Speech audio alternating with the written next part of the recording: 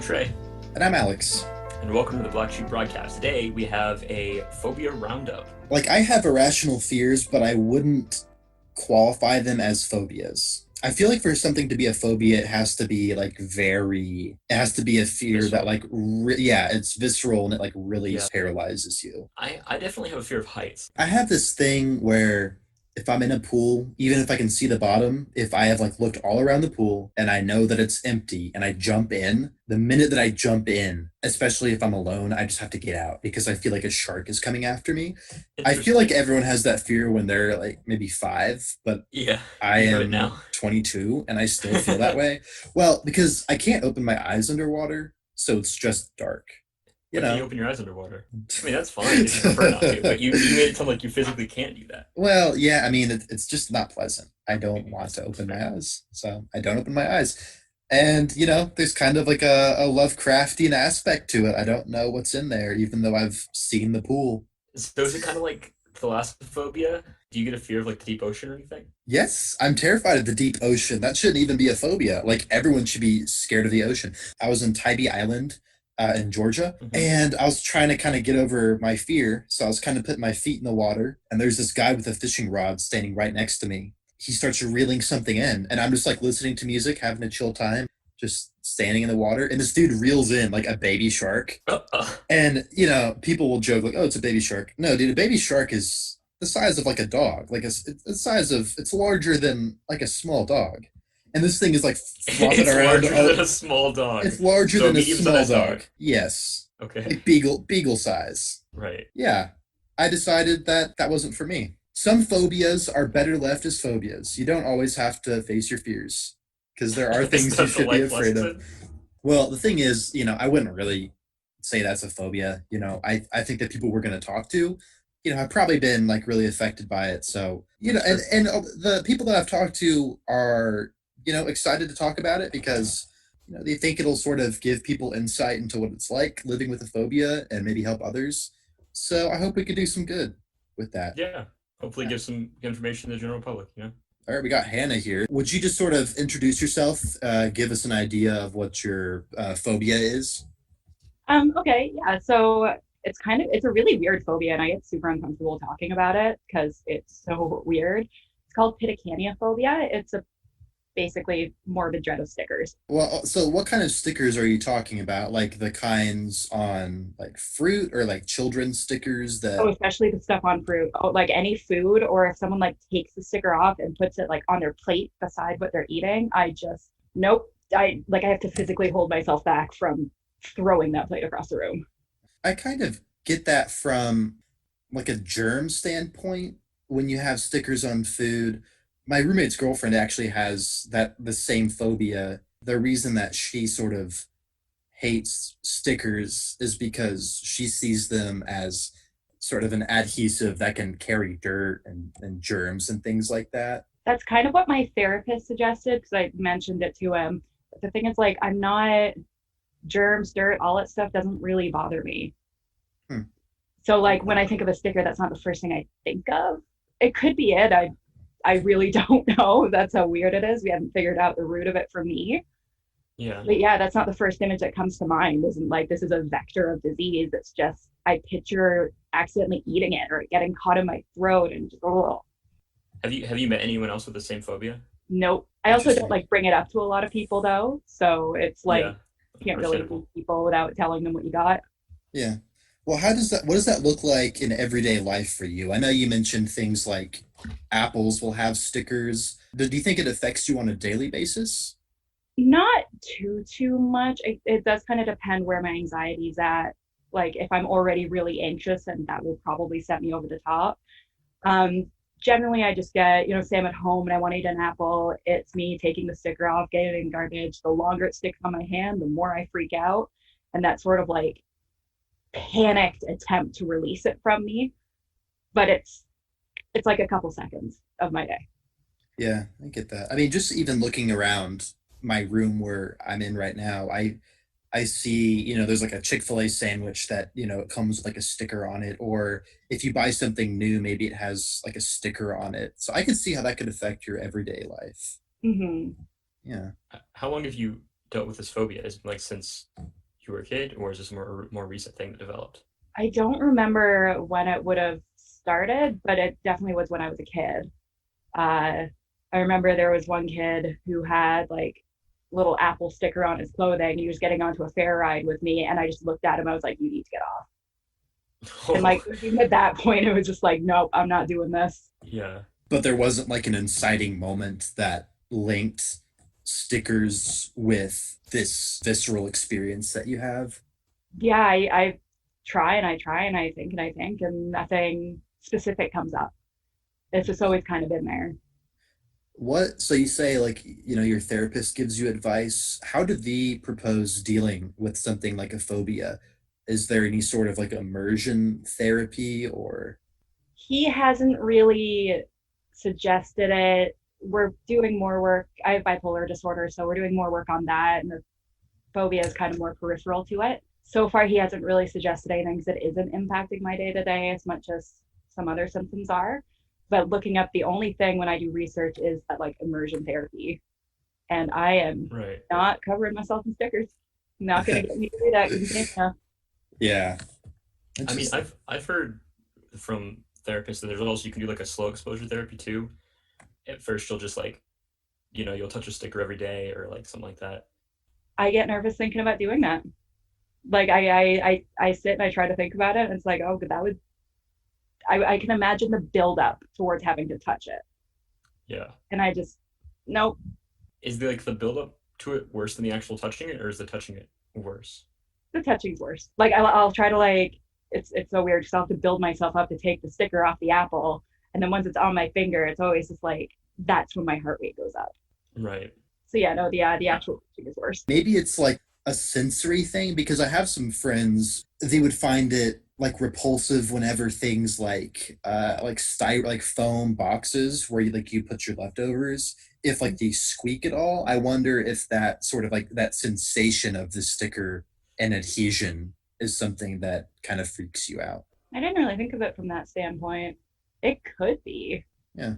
like wet cardboard. That gives Mm. me an equally grossed out feeling. Like I cannot touch wet Okay. cardboard. Hmm. Do you get the same feeling from like glue or like anything else that's sort of like sticky, slimy, that kind of? No, not glue. I I hate remember. the feeling of glue, like the dried feeling on your hands. I think it's a gross feeling. See, that doesn't bother me. I do remember thinking that glue sticks were gross as a kid because in like second grade when all the kids are sharing it and it's always hairy and minty. But I was never, Uh, Yeah. yeah, you know the stuff. But like yeah. now it doesn't bother me. In that like I still think it's gross, but I'm not gonna Yeah. shirk away from a glue stick. What would your advice be to someone living with a phobia? If it's stickers or something else that maybe is even embarrassing to talk about. Like what is there anything you sort of tell yourself to get you through the day? For me, like my husband's been really great with it, and he can kind of. It took him a little while because it's not something everyone thinks about. But once you find someone who can help you with it and who can support you and not judge you and not chase you around with the thing you're afraid of, that's really important. I know a couple of people when I was really, really young, I'd go, ew, that sticker, get it away from me. And immediately they try to be putting stuff on me. Yeah. It's terrible. Kids are But jerks. yeah, just finding support, someone you can talk to openly. Yeah. Well, I could also see it going wrong. It's someone who wants to be supportive, but maybe their idea of solving your problem is, well, obviously she's not going to like this, but I have to, help her Just out. throw So, stickers at her. yeah, something like that. It might come from a good place, but usually that just makes me not want to talk to that person about any Yeah. issue I'm having at all. Do your friends know about your phobia, or do you like keep Um, it secret more often? a very, very small handful. Like one of them lives in New Zealand, and the other one lives in the States, and I don't really see them. Kind of people who it's easier to disconnect because they live so far away. Right. So you keep it secret just because like you feel embarrassed by it, or is it Oh just to God, yeah, avoid? Yeah, that's why. yeah. I am like I know I'm gonna have to get over it eventually. I'm in school for nursing right now, and like band-aids, all that stuff. I'm gonna have to Hmm. get over it. Yeah. For some reason, it's that little bit different when it's in a professional setting, and it's like it's Yeah. already covered in blood. I'm gonna have gloves on. We're not covered in blood, hopefully not, but and blood doesn't bother me. medical stuff. Yeah. I mean, it's interesting how in different contexts we can just feel differently about things. Like I know something that I struggle with is like if I was at a restaurant and like someone forgot to give me a fork, I might feel like hesitant to go up and say like, "Hey, can I have a fork?" Seemingly like the most simple thing to sort of stand up for myself. But if like my friend wasn't given a fork, I might suddenly feel like, "Oh, I have no issue going and asking for a fork because, it's someone else." Oh yeah, Trey, anxiety has that weird override effect. yeah, Yeah. yeah. Trey, do you know what I'm talking about? I feel like Yeah. it's Yeah, I yeah, it's totally sort agree. of an anxiety thing. So Yeah. I could see how even like the really bloody stickers in a medical setting might sort of be different for you. I haven't really had to deal with it because I'm not in a clinical setting yet that it's coming up, so I haven't had to deal with it directly and in bulk. So we will see how that goes. I'm hoping the setting helps. Yeah. Yeah. I'm hoping all those years of learning how to detach myself from my body in a panic attack Hmm. pays off. Probably not the healthiest way. Well, I hope you do find a healthy way to go about it and that you're able to pursue goals and your passions despite your phobia. Well, thank you. Thank you for coming on the Black Sheep broadcast. We appreciate you talking about your phobia. Yeah, Yeah, no problem. Sorry I couldn't be more like specific or anything. It's you are totally fine. We hope some other people were able to hear this and, maybe relate to it and maybe could make someone's life a little bit easier. well, hopefully. Yeah. All right. Well, thank you. Good luck with the rest of it. Thank you. Bye bye. Bye. She was very nice. Yeah, that was good.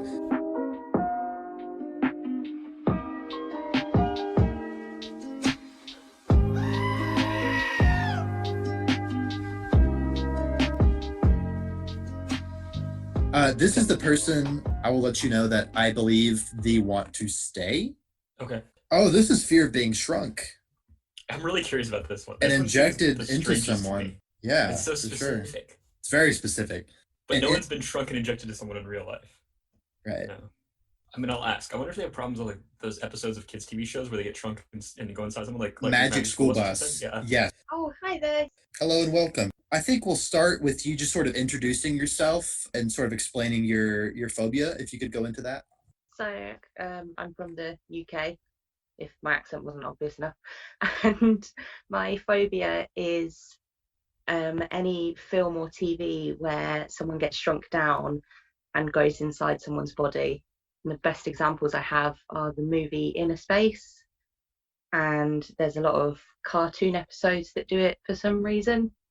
Courage the Cowardly Dog comes to mind because that was the one where I really watched and really Yeah. freaked out.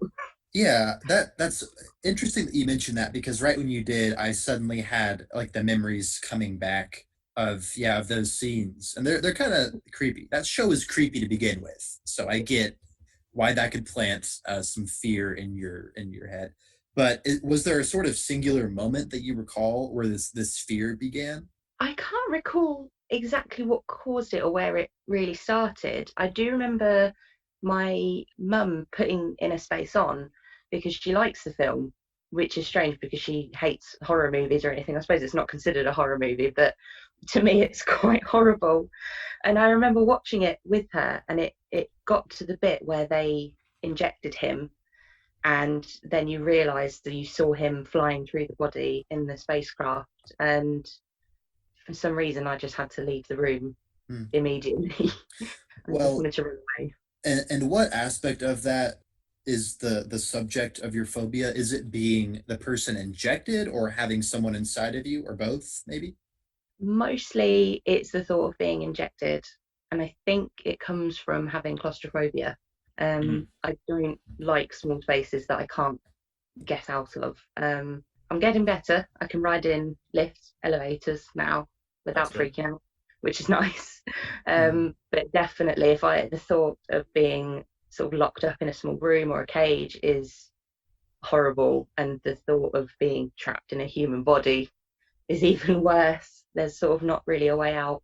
You kind of just have to go with it. Not that it will ever happen, but Yeah. It's more the being inside the body than the being injected then, because yeah. claustrophobia. Yeah, I think that's exactly where it comes from. I'm not sure that I'd like anything to go into my body either, but it's definitely the main seeing someone else going through that's Mhm. really freaks me out. Well, what does that phobia look like? I guess in practice, is it just these scenes in the movies, or do you have sort of a continuous anxiety that this situation will happen to you? It is just a scene in the movies, thankfully. I just have to be really careful and avoid anything that might have that subject matter. There's an episode of The Mighty Boosh that I've never watched, an episode of Archer at the end of the season. Yeah, anything like that, Magic School Bus. I think even SpongeBob have done a couple of episodes like that, and I just have to avoid all of them. But day to day, it's not too bad. I tend to just pretend it doesn't exist. Yeah, I remember scenes in SpongeBob where plankton will go into SpongeBob's brain and things like that. Does that also upset you? Um, that's not too bad. I think because it's not human, it looks very cartoonish that Yeah. Yeah. it doesn't bother me as much, but I still wouldn't choose to watch it. It's definitely more on the human side. Have you seen Inside Out? I haven't actually watched Inside Out yet, Okay. so I'm not sure. But have you ever seen a movie called Osmosis Jones? Yeah, yeah, They did a TV series called Ozzy and Drix. yeah. I Mhm. love that movie. Really? Yeah, and I think it's because they're cells and they're supposed to be there. It's not Right. any outside influence. It's nobody trapped. They're just white blood cells, and they're supposed to be there. That movie's weird because there's live action parts and there's cartoon. The live action Bill Murray takes a pill, which is then shown as a cartoon, and Ozzy and Drix go see it. Like, does that scene kind of weird you out because there's sort of this foreign alien object entering the body? Definitely, it's kind of strange. Not so much that scene, but at the end when they're in the mouth Hmm. and they're trying to get rid of Thrax, I think his name was the virus. Yeah, the evil virus guy. Yes, and then it starts getting a bit realistic because you can see the mouth. That scene's kind of on the edge. I think if it were any more real, then that would really start to freak me out. I definitely preferred the animated TV series because it wasn't as real. Yeah, that's really funny that's one of your favorite movies of all things. Very strange. It But was yeah. honestly, I just grew to love it because I think, like I said, because it's the cells, it's not humans. Right. How do you feel about Ant-Man? Because in the Ant-Man movies, sometimes there are these sort of trippy psychedelic scenes where Ant-Man he won't shrink into a body, but he will shrink into this like molecular space that's like kind of weird. Have you ever seen that? Yeah, again, that doesn't seem to bother me. I think again because it's he could still get out. Technically, he's not trapped in there. He's just shrunk down really small. Yeah.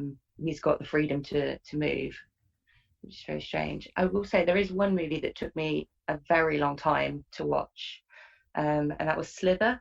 I haven't heard The of famous, that. What's that one? it, a lovely alien horror film where these alien worms come down and they go into people's mouths and take them over.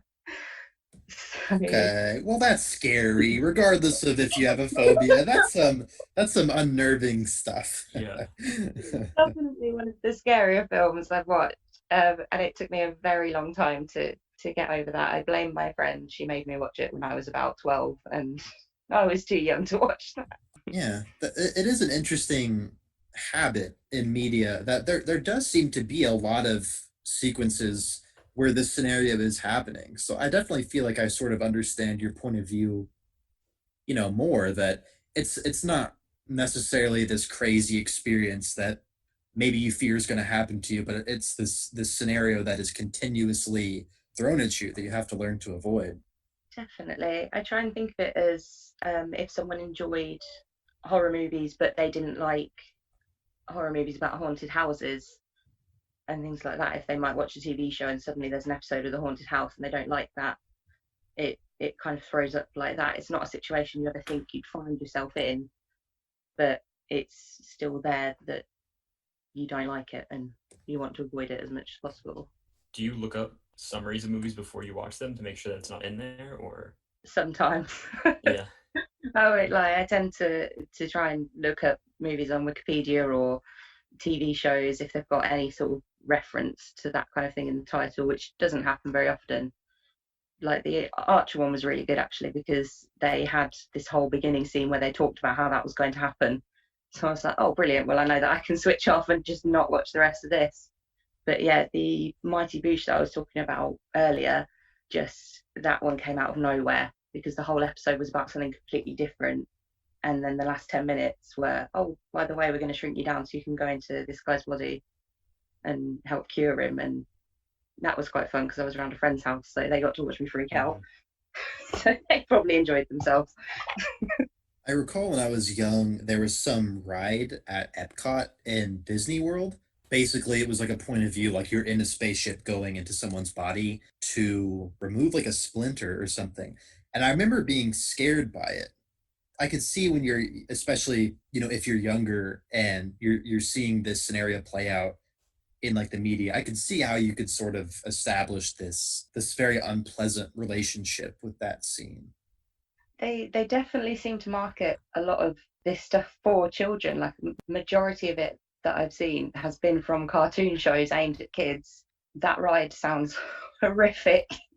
Even now, I mean, my phobia, I noticed this when I was about 10 to 12 years old, and I'm 27 now, and it hasn't gone away. It is still stuck with me. But I do remember when I was very, very young, my mum taking me to Disneyland, and I had to get off the Pinocchio ride because it was the bit where they were going to take you into the whale, and that was enough for me. And Yeah. checked out. Have you ever watched Rick and Morty? I haven't, but I've heard about the body part. Yes, yeah. If you ever do watch it, there's an episode, I think it's called Anatomy Park. Maybe avoid that one. That sounds, yeah. I think a friend of mine might have a T-shirt with that on it, and I think I was like, right, I'll make a note not to watch that one. It is concerning because there's things that I do want to watch. Like I want to watch Attack on Titan. I'm concerned because the subject matter is giant titans that are eating people, and so I'm just not sure how I react. Right. Yeah. I actually just finished that show. It's very good, but I will say, given your fear, it would be a pretty visceral experience. Ooh. I'll have to look it up on Wikipedia instead. Maybe Trey and I could go through it and sort of get like a censored version and we can send it to you. Yeah, we'll edit it down for you.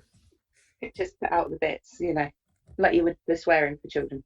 Yeah, exactly. Do your friends know like about your phobia? They do. A few of them have said that they understand it because of the claustrophobia thing. They're like, oh yeah, that makes sense. Like I say, a couple of people do find it funny, which it is. I mean, I laugh at it. I think it's the most ridiculous fear in the world, to be afraid of something that will never ever happen. But yeah, they're quite supportive. Like I've said before, can we not watch that? Or with the Mighty Boosh, when I was at my friends, yeah, they did laugh at me because they were like, are you okay? Why are you freaking out? But they did turn it off as well. They didn't force me to sit there and watch it. So yeah, I mean, phobias can be funny, but still very scary. I mean, I have a fear that a shark is gonna eat me in a swimming pool. It's a very funny idea, but when I'm in a pool, like I am very scared. no, I know what you mean. I think Jaws put everybody off going in the water for a little bit. That was, yeah. No, it's funny when you think about it and try and think a bit rationally. Like I sit here now and say these are things that are marketed to children. They obviously wouldn't put them out there if they thought it was going to be harmful or if it was going to be that horrific. But even then, I'll try and sort of Google it, even to show my sister the episode that I was actually scared of on Courage the Cowardly Dog. And even Googling, I was just like, I really don't like this. What if it plays accidentally or something and I start watching it?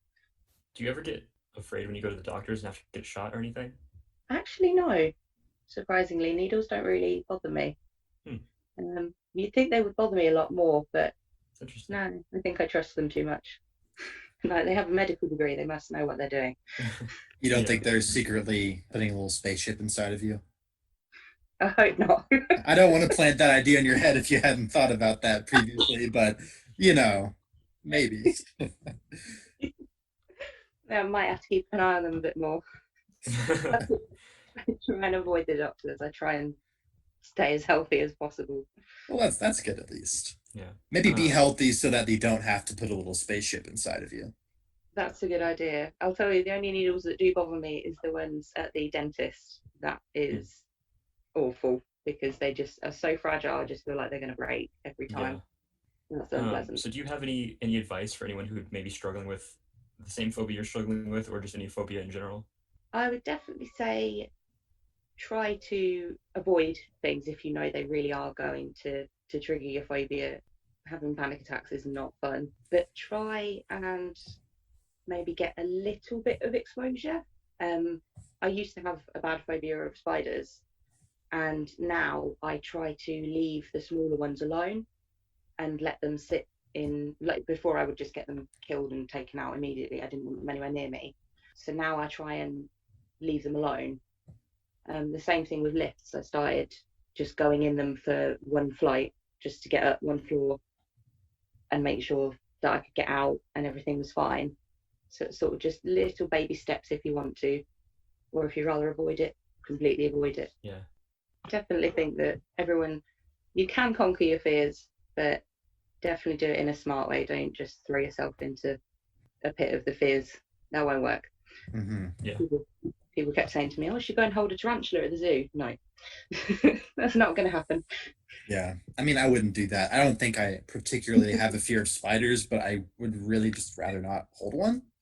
I saw some video of this man who had a fear of spiders. So his form of immersion therapy was to eat a spider, like a packaged tarantula that was, I don't know who the hell makes these things. These like prepackaged dehydrated spiders.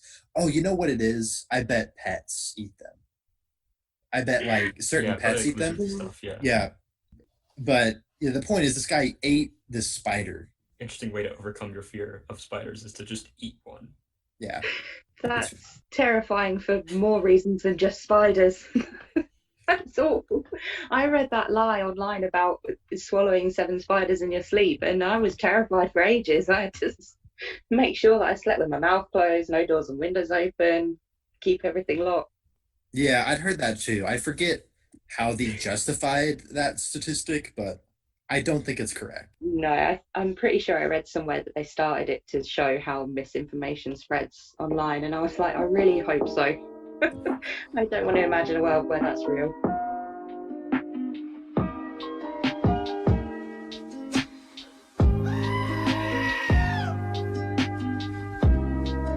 Alrighty, well, welcome, Lauren. Welcome to the Black Sheep broadcast. Could you explain what your phobia is? It's basically just a fear of submerged machines. It's really any machine, like animatronics, machinery. I know there was this one picture I came across, and it was like probably some government or military thing, and it was just like so deep, and it was just had machinery in it. It just freaked me out. I hated it. Were the underwater on purpose, or was it like an Atlantis type thing?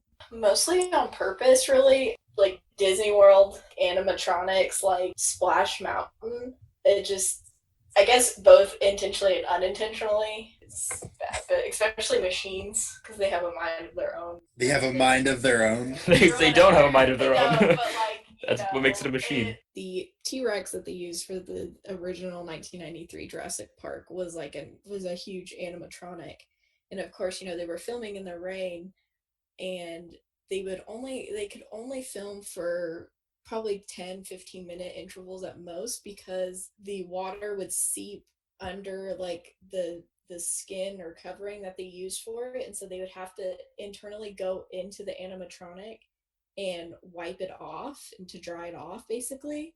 And sometimes, even though they would stop moving the animatronic, it would just start to move on its own. And so, yeah, they had to be super, super careful not to get crushed, because, while they were inside, like, drying it off, because sometimes it would just start moving on its own. So that is terrifying. That is some Five Nights at Freddy's right there. That is horrible. Yeah, that's what I'm thinking of. It's even scarier than Five Nights at Freddy's, because it's not just like a Chuck E. Cheese style, like rodent. It's a T-Rex. Extra pay. I would be demanding all the benefits. Like, I want healthcare. I want dental. I want a holiday next year. They're making a Five Nights at Freddy's movie, Lauren. Well, I'm not very interested. Would you say that the bigger the machine is, the scarier it gets, or does it not matter the how big or small it is? To me, it doesn't really matter like the size. I mean, I guess the bigger it is, the more unnerving it is. But like even like the small, even small machinery is kind of is off-putting. Yeah, I sort of get that. I think of like log rides, you can sort of see like the wheels turning underneath the water. And I kind of sometimes I'll think of like getting stuck inside something like that. So I can see how that can spawn this very specific phobia. But yeah, that definitely sounds like a phobia that's more prevalent, like something that actually could happen. Like you could get stuck, like you say, with the water flume, the log flume. You could put your hand out and accidentally get caught. And I think I have seen about I think it was a little boy fell into the ride at the Jaws ride that they used to have at Universal Studios because that had the animatronic shark. And I must admit, even I was like, yeah, that doesn't look like fun anymore. Yeah, I've Yes. seen pictures of like the guy sitting in the shark like after filming, and it's that scares me a lot, even though it's a fake shark. Yeah, that is still not fun. Like even if you just the thought of it, what if the animatronic went wrong and then it bit down because that would probably do a lot of damage. Okay, I've just Googled the Titanic Belfast Museum. This morning, I saw video footage of someone at this museum. So if you Google it, there's basically a glass floor, and beneath is a submerged, what is it? Is it a model of the Titanic? Yeah, Yeah, I think Yeah, it's a model. a submerged model of the Titanic. And it's very dark and just kind of creepy. How does that make you feel? is it like a real thing or is it just like an Oh, like a movie image? like yeah, is it like are those screens or is that like an actual glass floor with an actual replica of the Oh, Titanic? that's a good question. It'd probably be easier to just have it be a movie. Yeah, I Then, feel like if I knew it was a screen, it would be a bit better. Like it doesn't bother me as uh, much, but If it's a glass floor and a maybe if it's model. like an actual glass floor, make me a little uncomfy. okay, so I'm looking at the Titanic Belfast, the actual museum, like exterior, and it looks a lot. I feel terrible saying this. It looks a lot like a glacier, doesn't I think it? that Look. that might have been the point of the design. I think honestly. Why would you do that? That seems like. I mean, I guess it's historical. It just kind of seems like I don't know. If I was constructing a museum, I would want to play it safe and maybe not make it look like an iceberg. But I think it looks cool. I like it. The Titanic Museum in Belfast, I have been there, oh, really? What's and it like? yeah, it's really interesting. It's absolutely huge. I mean, the outside looks massive, and then inside it's even bigger. I don't know how. I think it might be the TARDIS. Um, Yeah.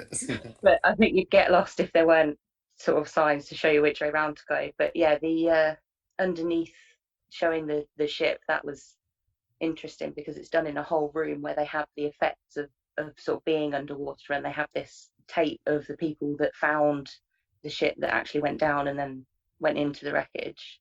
So that's really interesting. Interesting. And it's technically supposed to be the shape of a star, is the building. But my first thought going up to it was, oh, that looks like an iceberg. Yeah. Yep. Not good.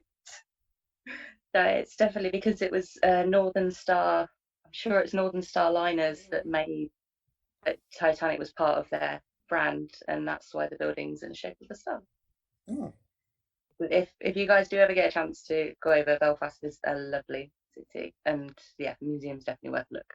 yeah. We'll take Lauren, and we can go to the Yeah. we can go to the Titanic room. Well, they have the Titanic Museum in Branson. I mean, it doesn't have anything like that. It has the model that they used at the beginning of the movie, showing the quote unquote Titanic like on the bottom of the sea, but it's like tiny. I love the Titanic Museum up in Missouri. It's really interesting, really cool.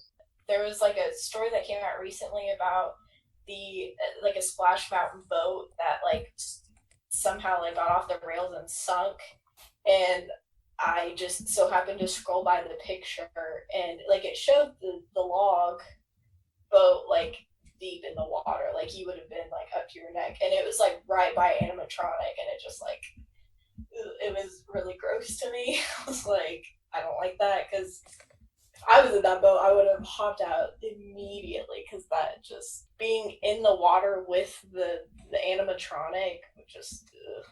Well, have you heard the stories of people who like dump their children's ashes in the water of things like the of like Pirates of the Caribbean or like the Haunted Mansion rides? Have you heard about that? Yeah, I have that. I mean, that doesn't bother me. And I know some of my friends, they went to the Disney College program, and I've like heard them talk about that too. And like I know that they have, especially like the Haunted Mansion, they have like people like making sure that they don't dump their relatives' ashes into the graveyard or whatever. But like, I mean, that's gross. I mean, everyone I feel should think that's very odd. Putting it specifically in a Disney ride, I mean, like the ocean, like go ahead. But like a specific Disney ride, that's I think not great. I think spreading it at like a Disney at like Disney itself, like spreading it at Disney, that's fine. I think putting it in the water of a specific ride is a little weird. Well, people do it just because I guess it's like a happy space. Yeah. I I mean, mean, again, yeah, I I think don't it's have a very problem with like creepy. spreading your ashes at Disney. Just in the Mhm. water of a ride seems strange. Do you feel like it's actually prevented you from doing stuff in your life? I don't know. Maybe I'd choose, especially since that whole Splash Mountain thing. I'm not sure if I'd really decide to go on Splash Mountain again. Because I've been on it and it didn't really bother me, but now that I know that like those for sure can sink and you can be in the water with the animatronics, it doesn't sit well with me. But like my everyday life, I mean, it doesn't bother me, of course, because I'm not near animatronics or any machinery that's submerged. So no, not really.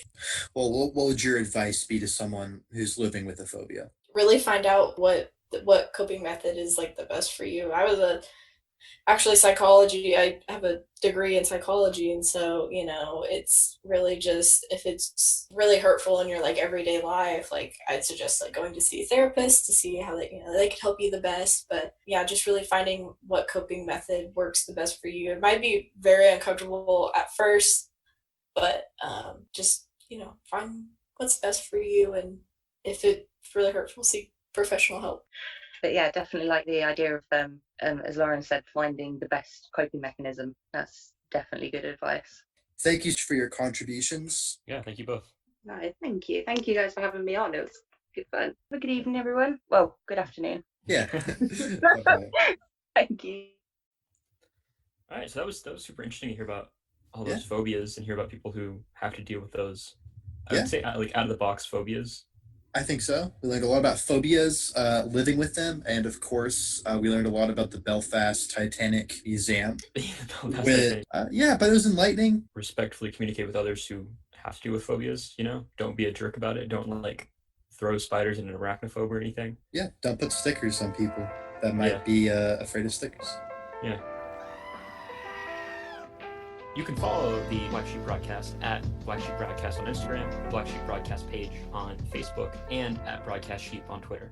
And if you have any paranormal, strange, or out there stories, experiences, hobbies, or occupations that you want to share with the podcast, just shoot us an email at blacksheepbroadcast@gmail.com. And we'll see you next time on the Black Sheep Broadcast.